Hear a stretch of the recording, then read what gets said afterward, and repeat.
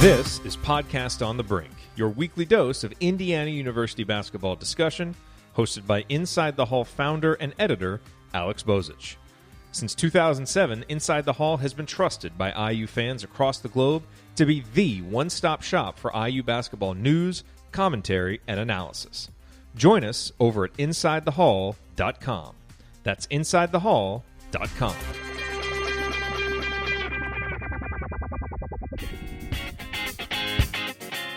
Welcome back, everybody, to a new episode of Podcast on the Brink. Pleased to be joined this week by a good friend of the show, a guy who I respect his work immensely, Brendan Quinn of The Athletic. He covers the Michigan Wolverines, currently the best team right now, in my opinion, in the Big Ten, Michigan State as well. And also, I believe you cover golf for The Athletic. How are things going over there, Brendan, kind of juggling the new normal that it is to be a sports writer during a pandemic? Well, it's challenging. It's, for when you want to be doing features and get to know people and kind of the work you do is based on, relationships and stuff like that. It sucks like anything else, we're not allowed to complain, but that's just the fact of the matter. It's times like this when I really appreciate and am envious of the more analytical types, right? Guys like you, guys like Dylan, who just have such a great understanding of the game and, can rely on what you see. I love talking to people and I am very much base, so much of what I do on those conversations that just are so hard now, you know what I mean? And things like that. And, I feel like I know the game, but, it's just not at a, talking to Dylan, the way that he sees things and, goes through numbers and stuff like that. That's just not the way my brain works, what I mean? Right. So this year has been admittedly a great challenge, but I feel like I'm learning a lot and it's I try to remind myself that like 10 years from now, we're going to be talking about what we all did this year and how it changed things and how we learned things and all that. Like, it is worth having some perspective. So, but man, it's rough. It is rough. We were just talking before we came on. Like, I miss seeing you guys, I miss going down to Bloomington and I miss going on the road and, seeing friends out there and stuff like that. It just feels the disconnect is very real for sure. What's it been like covering games? I don't have that experience because I haven't been to anything. They're only letting one writer per outlet, and we have somebody that's based in Bloomington, so it doesn't make sense necessarily for me to be on the road and going up there to go to games. But you're there. What's obviously it's different, but is there anything specific that stands out that's like, wow, this is just kind of surreal? Yeah, what's funny is John Akers, who's a past president of the USBWA, and he puts together the USBWA's newsletter, and he sent out a call to us board members, kind of asking for everyone to submit, 200 or 250 words on, surprises or crazy things that have happened in covering games during the pandemic, and I couldn't come up with anything. And it's because it's nothing. Nothing happens. You just show up, you sit by yourself. You watch a game, you get on a Zoom call, and you leave. For us as writers, in terms of what we get in stories that, a reader might not realize how that sentence came about because it's something that you're able to see with your eyes and stuff like that. Like in a normal game, that stuff's littered through a story. And now we very much have the same perspective as someone watching on TV. And that's difficult. And it makes the job harder. It's certainly not what any of us signed up for. No one wanted to be a sports writer to do it this way. So yeah, we're perched up top at Michigan State. We're perched up top at Michigan, and all you really have is the game, and a Zoom call afterwards. So you don't get that much of a different experience than watching on TV. Part of showing up, though, is in case something does happen. You want, journalistically eyes and ears there if something happens that the TV cameras can't capture, or that happens during a timeout, or that happens after a game, or you just never know. So, It's important to still show up when you can safely. Like I've had a couple games where I thought I had a potential COVID contact, and I just sat it out, and just there's no reason to risk anything. Whereas in the past, it would take like this time of year, it's like apocalyptic event to every miss week a game. we're dealing with a cold or allergies, whatever this time of year. Usually, it's like you power through, right? I mean, and the notion of skipping a game, like that's just not a thing. Like you just don't do it. I don't care if I have to fly into Iowa in a blizzard, with a fever, and you just don't think twice about it. And now it's like, oh, I think I saw someone 3 days ago who might have tested positive. I'm just going to call off everything this week. It's just crazy. You kind of feel like you're rewired. Yeah.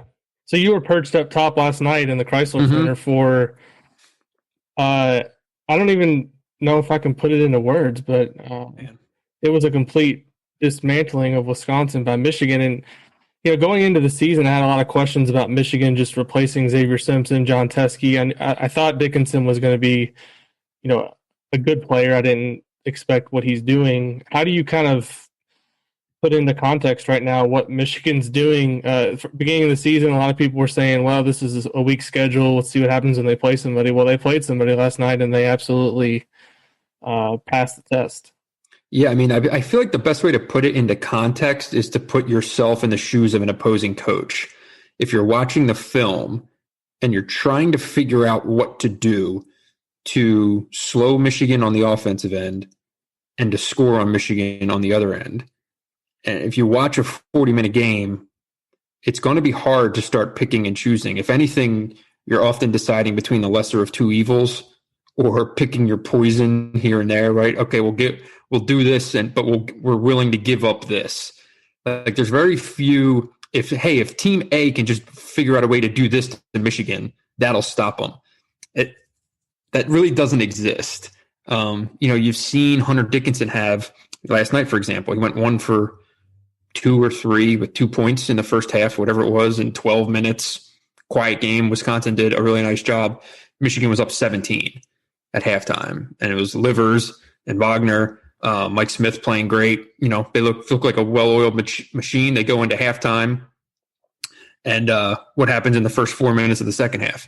Michigan pounds it to Hunter Dickinson, starts scoring down low, opens things up even more. Now Wisconsin's scrambling, and suddenly it becomes a 40-point game in what felt like the blink of an eye.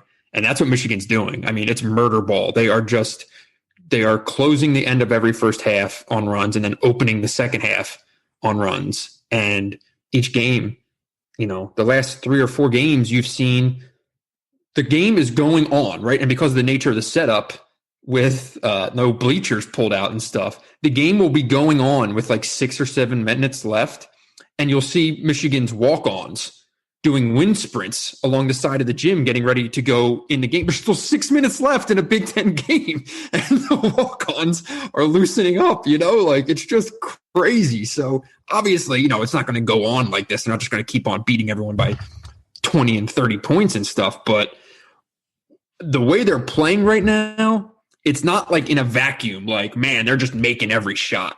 It's not that. Like, they're really good, and they're crazy balanced. And on the defensive end, their length is just giving teams fits. They've got long guys who can guard multiple positions, and then a 7-footer on the back line, and Franz Wagner just disrupts everything. He gets his hand on the ball just constantly and is just driving teams crazy. So it's real. I think the schedule argument's out the window at this point.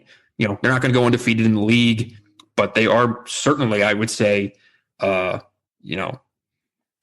there. You have to say they are the league favorite or one of 2 or 3 league favorites, and, possibly for even more than that. The defense is interesting to me from the standpoint of under Beeline for the longest time, it was kind of a question mark, and then Yaklich came in and kind of changed that perception and made it elite. So he's gone now, and it was Billy Donlin even before that. Billy Donlin came in and he kind of changed things a little bit, and then Luke Yaklich ran with it, and they had the personnel for it. Right. So what do you see kind of from a defensive perspective that's allowed them to get to this level 2 years into Juwan Howard's tenure as a college coach? Because I mean, obviously he knows the game. He's been around it. He's coached. He's played it at the highest level. But there's adjustments for him to make going from the NBA to college. It's a different game in many ways. And have you been surprised, I guess, at all how good they are right now defensively? And I mean, maybe what's driving that for the most part? I mean, a lot of it, like anything else, is personnel. You know, I mean, they play man. Right. you know? Yeah. But they have big guys on the wing. I mean, I mean, the length that they have on each wing, and then you have Eli Brooks, who might be the best on-the-ball defender among guards in the conference. You know, okay, well, if you can just take the opposing team's best guard and just stick Eli Brooks on him, whether it's a point guard or whether it's an off guard, he can do both. And then you have all these length on the wings between Livers, who's improved a ton defensively. But you have Livers and Wagner, neither of which is exceptionally quick laterally, but they just have these arms, right? So there's all this length on the wings. And then you have Hunter Dickinson back there, who is 7'1", so he's a physical presence, but more importantly, he plays without fouling. So he stays on the court. He knows how to wall up. You know, he doesn't get himself too far out of position. You know, he's not quick guarding a ball screen by any means, but he also doesn't completely put himself on an island, right, where he can just kind of get yo-yoed and exposed a little bit. He kind of knows how to play to his physical limitations in terms of athleticism. So, you know, he knows what he's doing. He's 20 years old. He knows how to play with his body. And then you have Sean D. Brown coming off the bench, who's just a dog. You know, I mean, he's a 6'5" shit kicker. Who, am I allowed to say that on your pod? Is that okay? I'll just slap the explicit tag on there. Fair. You know, he's just a hard edged guy that, like, you wouldn't really identify with Michigan basketball over the last 10 years. You know, people who are kind of used to seeing the way Michigan plays. You know, like Sean D. Brown he's a bad dude, and he gets in there and he'll check a guy for 90 feet. He will, you know, ask to guard the opposing team's best player. He's strong. He's physical. And he's coming off the bench. And then a guy like Brandon Johns, who now suddenly he can block shots off the weak side. He can play above the rim. He can do all this. Like, it's personnel. They are built to be a pretty good defensive team. And, you know, Juwan Howard knows how to coach, and the level of buy-in is high. And when you win, things compound itself, right? And that gets you the scene that you saw at the end of the first half where, you know, you see, look, the bench is spilling onto the floor. You know, they're all counting the shot clock down, and it's just all that positive juice gets going, and you get a really good team playing really good defense. Hey, it's Jared. I'm going to jump in here real quick to talk about Home Field Apparel, our friends at homefieldapparel.com. And there are several reasons why you need to go to homefieldapparel.com to upgrade your Indiana University sports wardrobe. Number one, all of their materials are so comfortable. I have the hoodies. I have a crew neck sweatshirt. I just received my LEO t-shirt that they have. And all of the materials are so soft. It feels so good against your body. And what's nice is that they still feel soft even after you wash them. Because a lot of materials, you get them, you wash them, they don't feel as nice. Home Field Apparel stuff really does. So you can count on that. Plus, they have logos there that you're not going to find anywhere else. That's kind of their thing. You know, they have over 90 different schools that they work with now. They go and find these old brand marks and logos and mascots that, you know, haven't been used in 40, 50 years, sometimes longer, and they bring them back. And so it's this great way to indulge your love of nostalgia, find these old logos that you haven't seen. And so when you go there, you'll be able to browse. I mean, for Indiana stuff, they have, you know, 2 pages worth of gear that you can see, stuff on T-shirts, stuff on crew necks, stuff on sweaters, such comfortable stuff. And it's not just IU. You know, you may have people in your life that went to school somewhere else. Sorry for those folks, but, you know, they may have. And you can find so much gear for other schools as well. And even better, you can save when you go there because our promo code BRINK, B-R-I-N-K, will help you save 20% on your entire order. So go to homefieldapparel.com, use that promo code BRINK, B-R-I-N-K, and get 20% off your entire order. All right, back to the show. So Indiana this week has Purdue Thursday, a team you've seen recently, and a team that you cover on Sunday, Michigan State. We're not sure about either one of those two teams in terms of what their ceiling is. Michigan State, to me in the preseason, looked like a lock top 4 pick in the conference. Now I wonder if they're a bottom 5 or 6 team potentially, depending on how things go. You were at that Purdue-Michigan State game, one of the bigger collapses that I can remember for a Michigan State team having, particularly at home. What's your read on both of those teams right now? You can start with Purdue because Indiana plays them in the more immediate future. What do you think of Purdue? To me, they look like a team that's probably going to make the tournament, but in terms of the Big Ten, they're middle of the pack at best. Yeah, I mean, it was very strange watching that game on Friday night between Michigan State and Purdue, because in the first half, Purdue looked terrible. Michigan State looked pretty good. Purdue looked terrible, and it seemed like it was going to be a fairly ho-hum win. You know, Michigan State, third straight win. They were going to be back at 500 in the league. Good momentum, erased all the damage you did in December. And okay, you know, are they the best team in the league? No, but they'll go play themselves to be, you know, the fourth or fifth best team, which is fine. And now suddenly Michigan State's 2-4. But anyway, I'll start with Purdue. They looked bad. And then in the second half, Travion Williams scores 24 points against really poor post defense from Michigan State. So it's like, what do you take away from that, right? What do you take away from one guy scoring 24 points in the second half because of bad defense? That doesn't, to me, I'm not going to be like, well, that means Purdue is this. I don't know. I don't think they're that good. It's like, you know, Purdue kind of, you just bet on Matt Painter, right, to get him in the tournament. And that's kind of just what it is. They're 12th in offense in the league. They're 6th in defense in the league. It's just not a great Purdue team that's going to find a way to get to 9 wins or 10 wins and sneak in the tournament and maybe beat someone in a favorable matchup. And that's, to me, the extent of this. I just don't see the guard play. I don't see the shooting ability. I don't see the offensive ability. Like, they can run Painter's stuff all day. But if you don't have guys who can put the ball in the basket, you know, what does that get you? Yeah, some of their Big Ten only numbers, if you look at them on Ken Palm, are alarming in that they're 3-3 right in the league, but they're last in turnover percentage, which is a terrible thing to be last in. They're 13th in getting to the free throw line, and they're 12th in three-point shooting. So none of that says to me that this is a team that's anything other than average in the Big Ten. Right now, it's early, and they've played, you know, a relatively, I don't want to say tough schedule. I mean, they played Iowa, they played Illinois. Yeah, their 3 league losses are Iowa, Rutgers, Illinois. It's not like they lost to Northwestern like Indiana and Michigan State did, or sure. But yeah, I mean, I think they're fine. How about the fact that Michigan and Purdue are 13-14 in conference games in turnover percentage? It's like the bizarro world.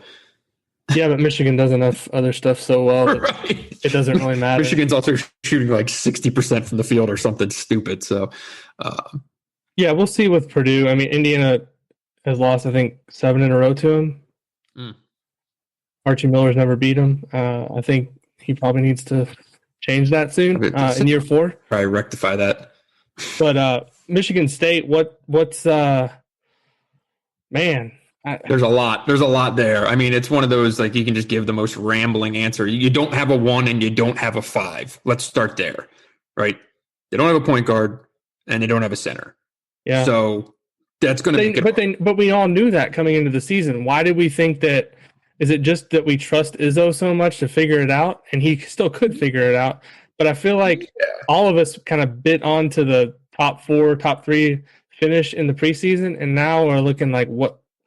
Why did we miss the fact that it was going to be a big deal that Winston and Tillman were gone? I mean, they were 2 of the 5 or 6 best players in the league.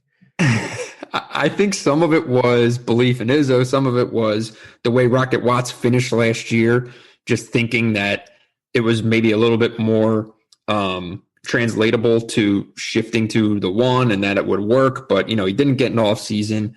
I feel like, you know, in hindsight, in a perfect world, Michigan State probably should have used those first 6 games of the year and basically said, Rocket, you're playing 36 minutes a game at point guard because you don't know how to play point guard. And instead, they tried to kind of do everything for all people, right? They still got Foster Lawyer minutes when they wanted to get some offensive flow. They still wanted to move Rocket off the ball here and there. And then they still also wanted Rocket to play some point guard. Well, guess what? You're probably not going to be ready for Big Ten play as a starting point guard if that's going to be your preparation for it. And now it's out the window. And now AJ Hoggard is starting at point as a freshman who is okay, but he's not ready to lead a team to overcoming major pitfalls to go be a Big Ten, a top half of the league Big Ten team. I don't know if he's there yet. So, and then the 5 position, you just figured between 4 guys, somebody would be legit or somebody would be a clearer answer than other guys. And instead, it's now January 13th. I have no idea who's going to play the most minutes against Luka Garza on Thursday night. I don't know. And now they lose Matty Sissoko, who is super young and super raw and super not ready to be playing Big Ten minutes, but is also at least a physical presence. Well, now he's out with COVID. So they're down to Thomas Kithier, Marcus Bingham, Julius Marble. Just pick a name out of a hat at this point. Dylan believes that Michigan State's answer is to go small, which is fine and probably correct in terms of just putting talent on the court. But you saw that against Purdue and Travion Williams, you might as well have had me on him. He just layups all game in the second half. And Joey Hauser is a little prone to foul trouble. So you're going to take him off the court offensively to have him guard opposing 5s. Like Michigan State's biggest defensive issue right now is its interior defense. They're about to play Luka Garza, Trace Jackson-Davis, and Kofi Coburn in 3 straight games. It's not good. Yeah. I was gonna say going small is fine until you have to play Illinois, Indiana, these teams that have. I mean, there's like 6 or 7 dudes right now that are from the four guys from the Big Ten, I think, that are in the top 10 of the Ken Palm Player of the Year rankings right now. Mm-hmm. Travion Williams is there at the bottom, and then Garza and Trace are right at the top, and then I'm not sure Kofi may not be in there, but anyway.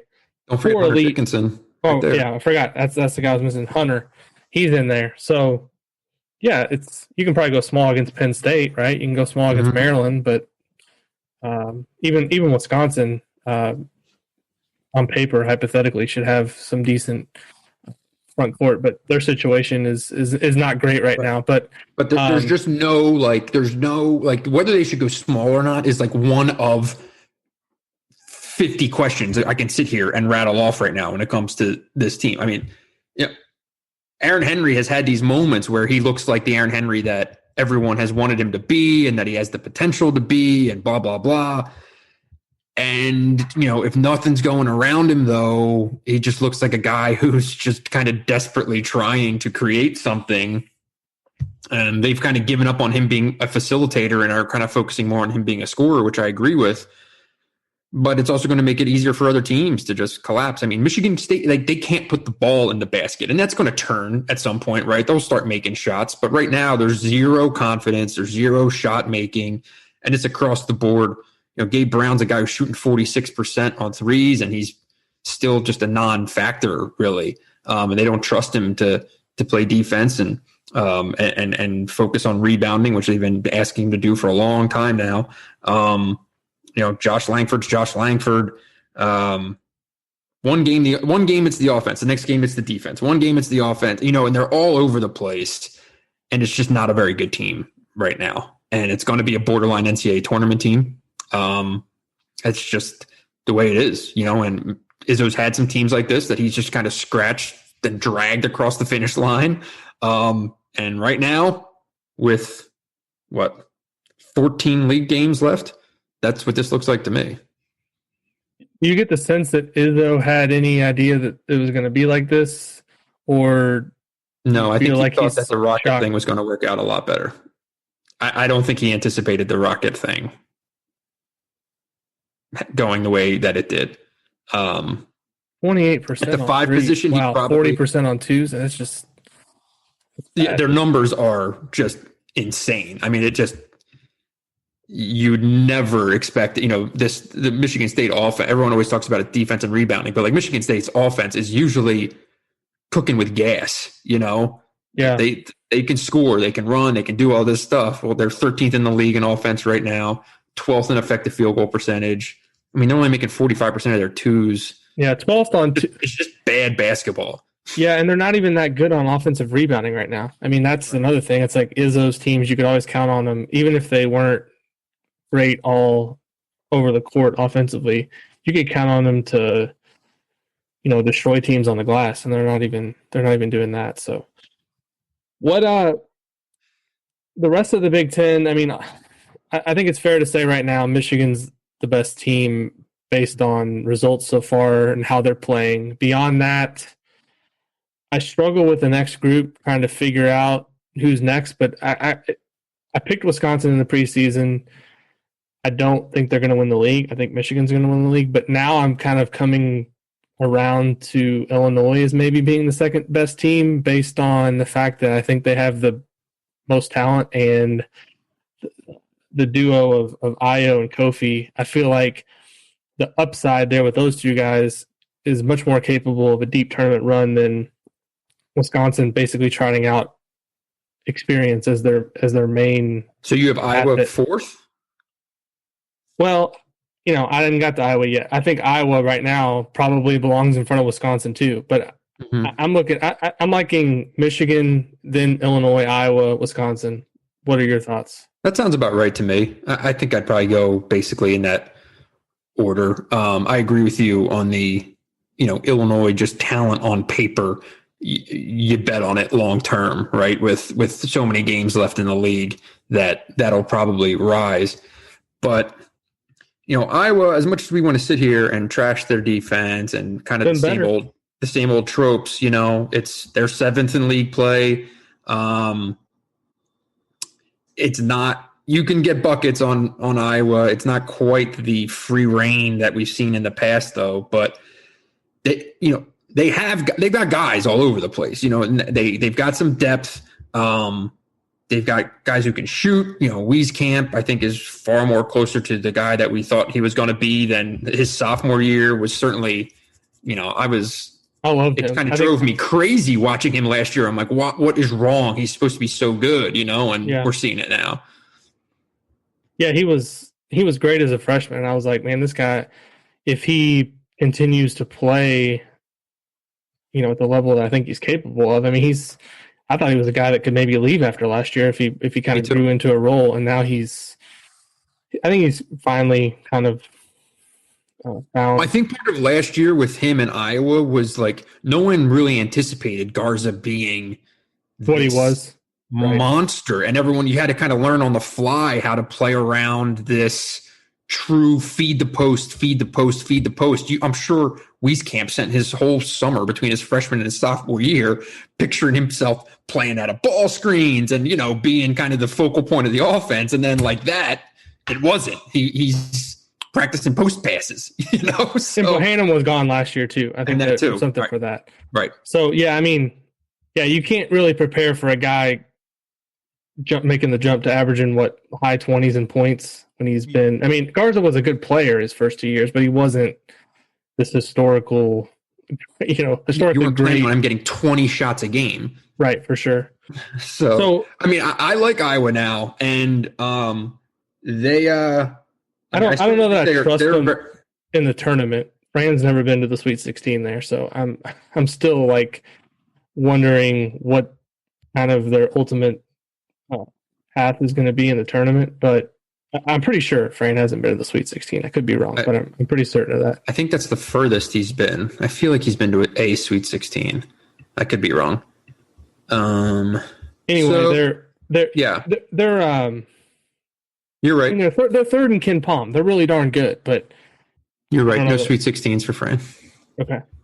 So I just feel like they could get up against a team that can score at will on them, and all of a sudden Garza gets a couple fouls or something, and then it's things change. So we'll see. I mean, I like them a lot. They're the third best team in the Big Ten, in my opinion. I want to get to some other teams, although I don't know. Ohio State, have you any thoughts on them? 16th in Ken Palm, and I'm trying to figure out when I watch them who's even on the court half the time. Like some of the guys I haven't heard of, I haven't seen much of. But I think it speaks a little bit to the fact that Chris Holtman's built a pretty decent floor there for their program, right? I mean, they're not they're not in that top tier of teams right now in the Big Ten, but I think, he was going to make the tournament last year. That would have been 3 straight to start his tenure. So he seems to be at least doing something that, we haven't seen in Indiana so far with Archie Miller, like establishing a floor that this is going to be year in and year out an NCAA tournament team. So to me, they're one I think we're going to learn a lot more about the next couple of weeks. The fact that they're 16th in KenPom to me still feels a little bit unbelievable. Yeah, they're 16th in KenPom, and what I would say is go through their roster, right? Other than EJ DeLisle, like who on that team starts for Michigan or Iowa or maybe even Illinois, Wisconsin, right? Supposed to have a pretty good coach, right? It might be nobody, like that's crazy. So yeah, I mean, they run their stuff. They play defense. They don't turn it over. Yeah, other than Dwayne Washington, I feel like Dwayne Washington still, whether it's a shot selection or an actual turnovers, sometimes kind of gets a little ahead of his skis. But I like Dwayne Washington, Michigan kid. Yeah. But me and Dylan were a little high on Seth Towns, I think, coming into the year, putting him in our top 25. He's still kind of getting his yeah, I mean, part of that's out of his control, though. I mean, it's physical. He played 9 minutes or 10 minutes, I think, against Rutgers. But maybe that means that their ceiling's higher than we give him credit for. If he's a guy who in a month from now is suddenly playing 25 minutes and, probably not being an all-league player, but being closer to Seth Towns, Ohio State could really sneaky be like 5th or 6th. I think they're 5th or 6th in the league right now. I mean, that's pretty good for you look at the roster and what they have. I mean, the other team I wanted to ask you about, because you saw what they did there in that little stretch early in the season. They were 3-0 in the Big Ten to start. Northwestern, what they did to start out by crushing Michigan State, and then they beat Indiana. They beat one other game. I need to pull it up. It's now been washed from them. They beat Ohio State. Now they've lost 3 in a row against probably the 3 best teams in the league. So what do you make of them kind of right now? And are they a team that you feel like can potentially have a chance to get back to the tournament? They have the hardest schedule in the league, I think. And yeah, I'll be curious to see how they bounce back. Like, they already beat Ohio State at home, but now they got to beat them on the road to snap a 3-game losing streak. And then they got to play Iowa at home. And then they got to play Iowa, right? So you could blink and they could be on a 5-game losing streak and be 3-5 in the league with still plenty of tough games coming up after that. So, the schedule really didn't work out for them. I'll be curious to kind of see. It's good. Last year they were so just crazy young. It was basically all freshmen and sophomore. They have guys who've gone through it, and they know. I feel like because the team is now primarily sophomores and juniors, like they'll be able to tell the difference between a 3-game losing streak that tells you suck and a 3-game losing streak that's just where those games are on the schedule. You know what I mean? Yeah. Like, not just get totally demoralized. Because they're playing schedule. Man, their schedule is terrible. It's awful. Yeah. They don't play Nebraska. They play Nebraska once, and they play in the last game of the year. So, and they can't play themselves. And they play I think they have Penn State once, right? Wisconsin twice, Illinois twice, Iowa twice. Yeah, they play Nebraska and Penn State once each. So, I would like to see them snap the streak against Ohio State, just because, it is a good story. And like, they're not bad. They can play, Collins has kind of changed up the way that they do things. They obviously play faster. I know that's been kind of talked about a decent amount. All their tempo numbers are way up. Chase Aldige, bucket, whether he makes it or not, he's putting it up. So we'll take him for entertainment value in the next few years in the Big Ten. But I've been really impressed by Pete Nance, because his first 2 years, I was big shoulder shrug on Pete Nance, where I was like, I don't see this happening. The guy's kind of soft. He shies away. He was a big Michigan target, right? He was. That was the thing. He was recruited to Michigan, and then Billy Donlin went to Northwestern with Chris Collins. That ratcheted up their recruitment. They ended up landing Pete Nance. But anyway, like he looks like a dude this year, man. You know what he's able to do off the bounce out of the off the perimeter and create mismatch problems for teams and make teams get really uncomfortable. You know, that game they had Michigan State spinning back in mid-December. And you know, you saw them against Indiana. Like, I don't think those wins were flukes. Like, no, they weren't. Northwestern is not one of the worst teams in this conference. No, at the beginning of the season, it was like, all right, they're one of the two worst teams for sure with Nebraska. And now, I don't know who. I mean, I have a hard time. Like I do the power rankings every week, and I'm like 11, 12, 13. Who, like, these teams are all. I mean, Penn State is. I don't think they're good, but they beat Virginia Tech on the road by 20, right? I mean, Virginia they're not Tech's bad. Maryland's beaten Illinois and Wisconsin on the road. You can't be a bad team and do that. Rutgers has been horrible lately.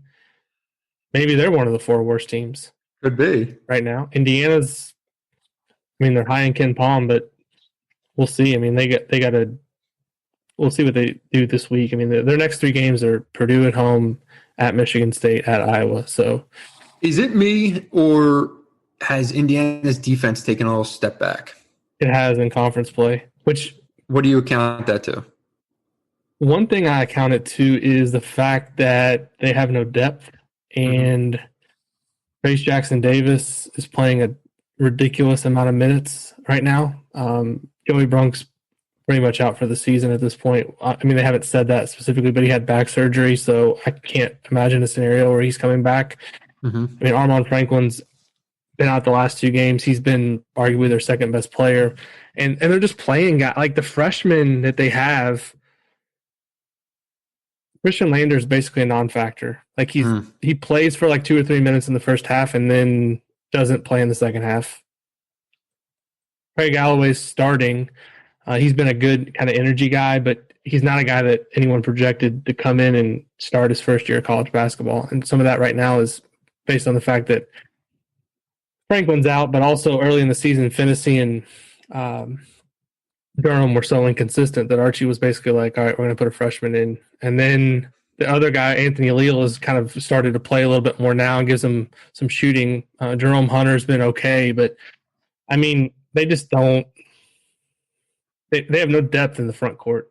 And I feel like when you keep playing guys like high 30 minutes game after game, it's going to wear on them and something's going to sacrifice, and it's going to be hard to ask guys to kind of play that hard, playing that many minutes.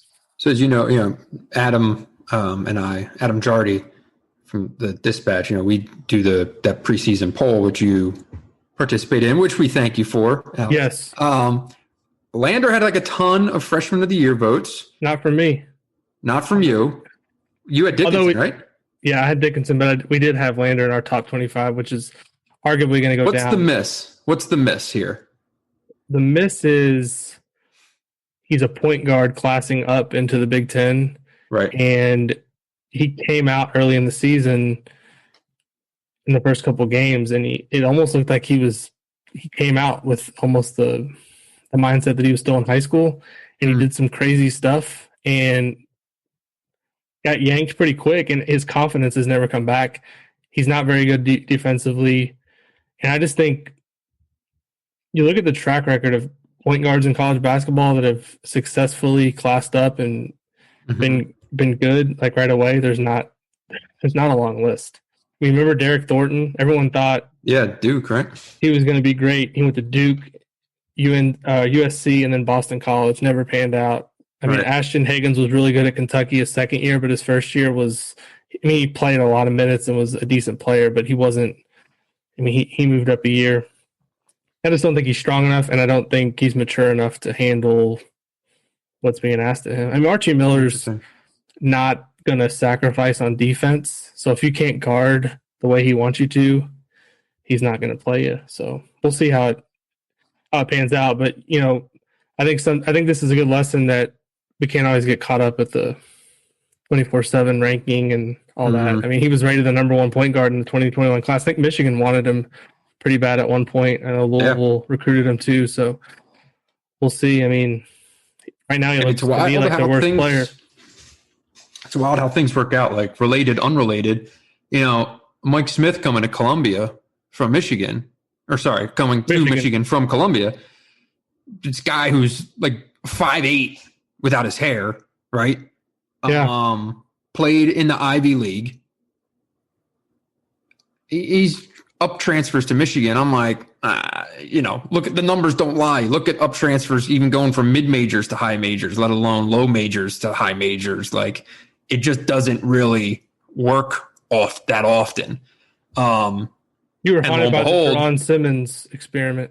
That probably skewed the view a little bit, but to me, it was just watching him on tape. I'm like, he's so little. There's just, he could maybe play you here and there, but like, he's not going to be a dude as a point guard, like in this league. It's just not going to happen. And lo and behold, man, like he's a dude. Sees the floor, makes the passes, plays out of ball screens, allows Eli Brooks to just be what Eli Brooks is supposed to be and not have to worry about playing any point. He's got to be one of the top, well, I don't know what's the right word, not acquisitions. Newcomers? Well, newcomers to the league, right? In college basketball.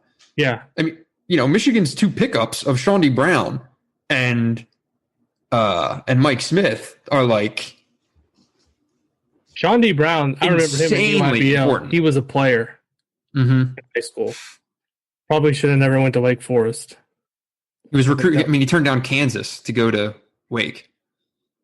So he probably came into Michigan hungry to win, right? He was tired of losing it at Wake Forest. I mean, that's what that's the kind of the recipe that they found with, because Mike Smith was the same thing. They won like 8 games in the Ivy League in his 3 years or whatever there. They just sucked. And there was a combination of injury problems and just a lack of talent. But like, every possession that he played at Columbia was basically either him having to take a shot or him passing it to someone who missed, or, him getting the ball back in his hands with 5 seconds left in a shot clock and having to do something stupid. So, he was taking a million shots for a bad team. And his want to be like a point guard and actually lead a team has been really, really apparent. Like, the numbers painted an inaccurate picture that I know I bought into. So, yeah. Whereas if you told Michigan fans a year ago, you can either have Christian Lander or this transfer point guard from Columbia, they would have taken Lander in a second. Right. 2 more things I want to ask you about. I know we're running a little over on the time I told you, but this is what always happens. So yeah, exactly. I don't have a haircut till 5. We're good. Okay. So the COVID stuff right now. Mm-hmm. I feel like a couple of weeks ago we were all praising the Big Ten of how well things were going, and I think for the most part it's still going pretty well. Yeah. But with the thing that kind of makes me uneasy, and I'm curious from your perspective on this, because I don't have a firm understanding of what the Big Ten's policies are, and maybe you have a better understanding of this. But all right, like Michigan State just had somebody test positive, right? Mm-hmm. Nebraska is shut down now the day after they played Indiana, and Indiana's still going to, I guess, supposedly play Purdue tomorrow. I mean, so far I've been given no indication that game's not going to happen. Mm-hmm. So what's allowing these games to go on in these circumstances? Is it just based on who's testing positive? Is it, because I thought it was like contact tracing had to be done if they were, I mean, I would think if they played Nebraska and there was a positive player on the court for Nebraska at any time, then Indiana would have to do some type of pause, but it doesn't seem to be the case. I'm kind of in the same boat as you. I'm on the press conference with Izzo today, and he comes out and says, oh yeah, Matty Sissoko and my son Steven both tested positive. They're roommates, blah, blah, blah.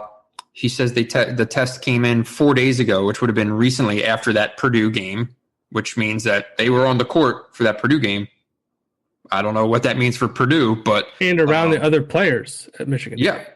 Yeah, exactly. And around the other Michigan State players. So they're out for the foreseeable future and will be isolated. And like the first 3 questions of the press conference were about like, Luka Garza, Michigan State's defense, and like an Izzo question or something. And I'm like, we're just ignoring the COVID. Like, how is this possible? You know what I mean? And I feel like everyone's so numb to it at this point that it's just like, oh yeah, they had a couple positive tests. I don't know what the hell's going on. I'm not saying I want them to shut down and not play games. No, of course not. Because I don't want to be like wanting to understand why some things happen and why they don't.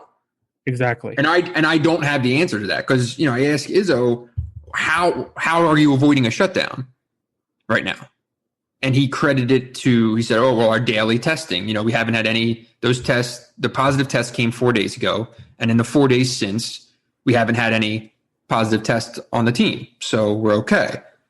I say, oh, all right. But, there have been games canceled in the league that have been done so out of, a quote, abundance of caution. Like you've seen that expression used a few times.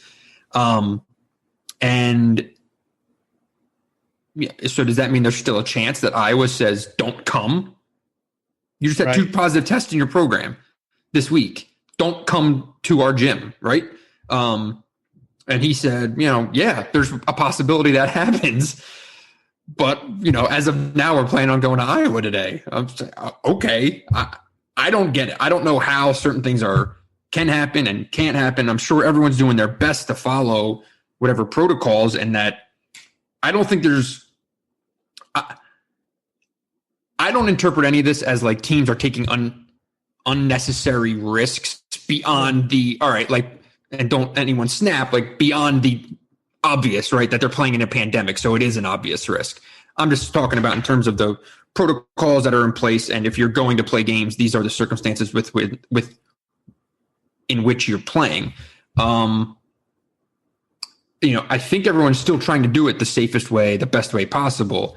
But you're right. There are some games where I'm like, wait, if that was canceled, why isn't this canceled? Yeah. And it's just going to be that way, I think, Alex. I don't know. And like Dylan and I were talking this morning when we recorded our pod, like there's going to be a team or 2 or 3 that are really good, and it's going to be late in the year, and they're going to pop.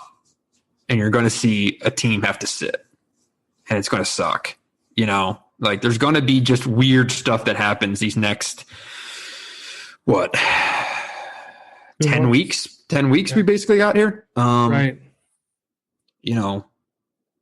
Vaccine isn't out, so here we go. They're just going to power through to this thing and hope to do it the best. The thing that Big Ten has going for it, though, is it's money. They're able to throw the best possible and most testing that they're able to do at the situation. But there's going to be more weird stuff for sure. The last question is totally unrelated to basketball, but I mentioned at the top that you were covering that you write about golf for The Athletic. You went to the Masters, right? I did. What was that like? So it was my first one. My first year covering golf would have been not this summer, but the prior.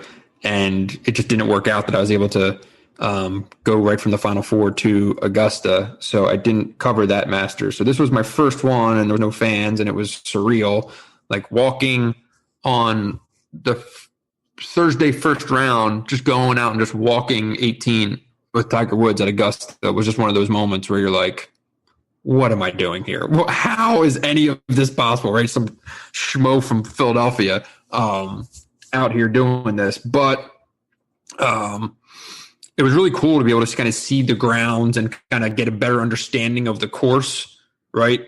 Without people everywhere. Without the distraction and the interference and kind of just being, like I have no attention span, so I'm just looking at butterflies, you know what I mean? But like when you're out there and there's nothing going on and you actually get to kind of see what the player's eye sees on a tee shot and what, an approach into a green and a different way to play certain holes. I certainly got a better understanding of the course than I ever could of. The weird thing's going to be going from, that was the week basically before the season started, going to Augusta. And then I'm going to go right back after the Final Four, and they're going to have fans there. So it'll be this weird 6-month transformation of the the tournament that everyone has a very specific picture in their mind of. So that was kind of the takeaway. And Dustin Johnson was just that was amazing. Beast. Unbelievable. Yeah, but I mean, how awesome is that for you? I'm not a golfer, but I love to watch. I mean, to me, like these majors, daily fantasy. I don't even do fantasy. Dylan's tried to get me into that. Actually, a few years ago, I did play a couple of fantasy lineups during the various majors because he wouldn't quit talking about it. But I watch all the majors, and I don't know. There's something about golf. It's such a great thing to watch on TV. I feel like, especially like the weekend at a major, it's just a lot fun to watch. So yeah, but for you, I mean, the fact that you're going to cover the Masters, then cover this college basketball season, the tournament, and then you're going to get to go back to Augusta. I mean, I'm trying to skip the Big Ten tournament to go to Sawgrass too. We'll see if the bosses approve. I think I'd rather go to the Big Ten tournament. Actually, we don't know what the plan is for that yet, right?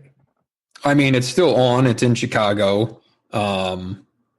I don't know what the hell is going to happen if, two teams can't play or whatever other scenarios could happen. But there are hotel contracts. There are TV contracts. There is a lot tied to this thing that it's not as easy as just saying we're not doing it. I was thinking about that the other day from the standpoint of if there's going to be like this, I guess, quarantine period after the end of these conference tournaments before the NCAA tournament starts. I was wondering what that was going to look like in terms of the time off between the two. I think it feels like an unnecessary risk, right? Especially for the Big Ten, right? Like, they're going to get 9 bids. Doesn't matter, right? If you're the Atlantic 10, yes, you have to have your conference tournament. But, these teams are going to get their bids. But TV contract is a TV contract. You don't just get to throw that out the window just because you want to. Let's never bury the point that this is all about money. It's every single thing is about money. Yeah. Yeah. So yeah, let's not let that be forgotten. So Brendan, sorry to keep you over a little bit. It's good to catch up and have a conversation. Looking forward to continuing to read your coverage the rest of the season at The Athletic. And sad, like I said, sad I won't get to see you at any games this year, but hopefully by next season we can see each other in East Lansing, Ann Arbor, or Bloomington. I'm telling you, next year on the road is going to be everyone on the Big Ten beat better be ready because people are going out every night after every single game because we have a lot of time to make up for. There will be many beers put down in very random cities throughout the Big Ten. I can't wait. Thanks, everybody, listening for listening to this week's episode of Podcast on the Brink. We'll be back next week to recap Indiana's games with Purdue and Michigan State, and then look forward to the game in Iowa. Again, the scheduled games that are on the schedule. We'll see. Caveats. Everything has a caveat. Exactly. All right. Thanks, everybody, for listening. All right. See you.